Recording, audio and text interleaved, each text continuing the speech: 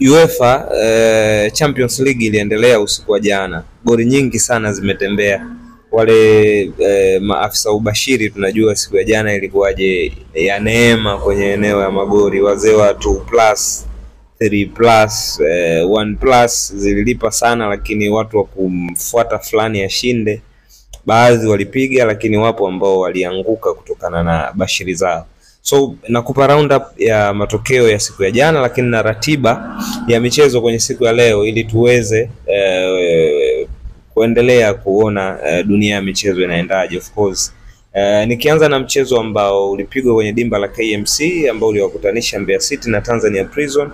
Mchezo huo uliisha kwa mgeni wa mchezo Tanzania Prison kushinda kwa goli 2-1, goli za Jeremia Juma dakika 71, lakini pia Haruna Chanongo alifunga goli kwenye dakika ya 74. Goli la kuweka walau mambo sawa, au wengine wao wanasema kufutia machozi, kwa upande wa Mbeya City lilifungwa na Daniel William kwenye dakika 88 hivi, zikiwa zimesalia dakika 2 mchezo kumalizika. Inaathiri msimamo wa ligi moja kwa moja. Kumbuka Mbeya City alikuwa juu pale akiongoza kwa alama 7. Sasa manake amesimamishwa, hakuna safari ya plus kwenye alama ambazo amekuwa akizitafuta kwenye mchezo baada ya mchezo, na hii ni mara baada ya kushinda mchezo wake uliopita kwenye dimba lile dhidi ya KMC. Nini kitafanyika? Tunarudisha kwenye benchi la ufundi la Mbeya City waweze kwenda kujiuliza kwa nini jana walipoteza, lakini kongole kwa unasema wajilajela ambao wameweza kufanya vizuri zaidi kwenye mchezo huo wa jana. Lakini pia game hazikuishia hapo, kulikuwa na game za UEFA kama ambavyo nimekuambia. Mechi ya mapema zaidi ilikuwa ni ya Barcelona dhidi ya Olympiacos, mechi ambayo iliisha kwa kuona Olympiacos wakiburuzwa vibaya goli 6-1, huko kijana wa zamani ambaye yupo kwa mkopo pale Barcelona, Marcus Rashford akiweka chuma zake 2, Lamine Yamal naye akifunga, Fermin Lopez akifunga na kuweza kuisaidia timu yao kushinda kwa ushindi mpana kama huo. Lakini pia game nyingine ziliendelea kupigwa siku ya jana, ambapo tuliona club kama ya Arsenal usiku fulani hivi wa manane ikimshughulikia vizuri kabisa Atletico Madrid, timu ambayo of course walianza kwa nidhamu nzuri ya kujilinda, lakini mchezo ulikuwa unazidi kwenda. Unaweza ukasifia mbinu za Mikel Arteta ziliweza kufungua baadhi ya pattern walizokuwa wakiziweka Atletico de Madrid na wakaweza kujipatia goli 4. Striker la Mask Victor Goekeles aliweka 2, lakini kumbuka ufunguzi wa magoli yale ya Arsenal ulianzia kwa Gabriel, na baadaye tukaona Martinelli kuja kufunga goli la pili, na ukatokea mvua unaweza ukasema magoli kutoka kwa Victor Goekeles na kuwafanya tofauti ya margin ya magoli 4-0 kwenye scoreboard ya hapo jana. Lakini pia mechi nyingine ambazo zilikuwa na matokeo mapana zaidi ni kama Paris Saint-Germain ambao walikuwa ugenini.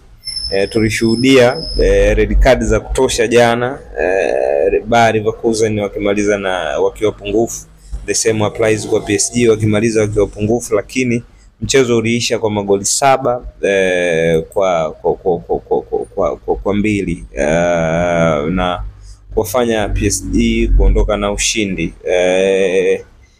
Zabani kutoka PSG alipata red card, like Andrich pia kwa upande wa Bayer Leverkusen alipata red card. Magoli yalifungwa na Due, Pacho alihusika kwenye magoli.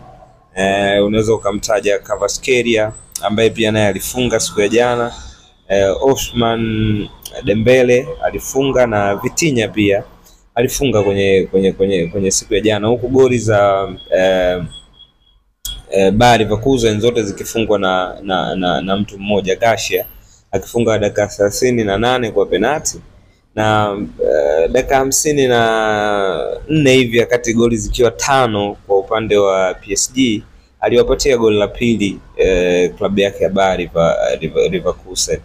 Lakini kumekuwa na matokeo mengi ya kustaajabisha kwenye michezo mbalimbali ya UEFA ya jana.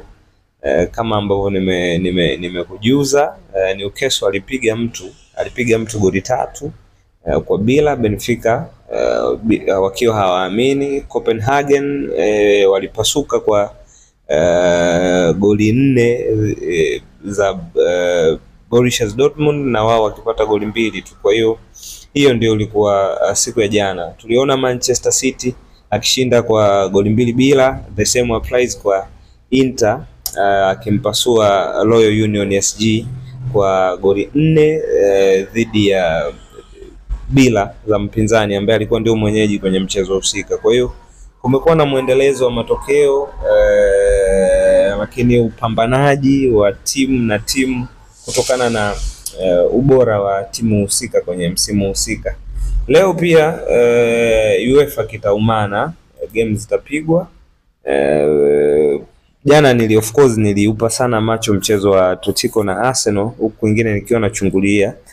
Kama ambavyo leo nafikiria nitaangalia kwa ukaribu mechi moja kati ya hizi mbili, mechi ya Chelsea dhidi ya Ajax, lakini pia Real Madrid dhidi ya Juventus. Ni mechi ambazo nafikiria nitazipa jicho la karibu kwa sababu ya sio tu ukubwa wa timu, lakini naamini nitaona hata ukubwa wa mbinu, mkutano na vitu kama hivyo. Lakini mechi nyingine ambazo zitapigwa leo majira ya saa 1:45, Athletic Bilbao watakuwa wakikaribisha Karabakh.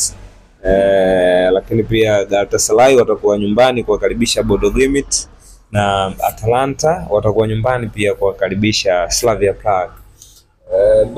Bayern Munich watakuwa wenyeji wa Club Brugge, mchezo ambao utapigwa pale kwenye dimba la Allianz Arena.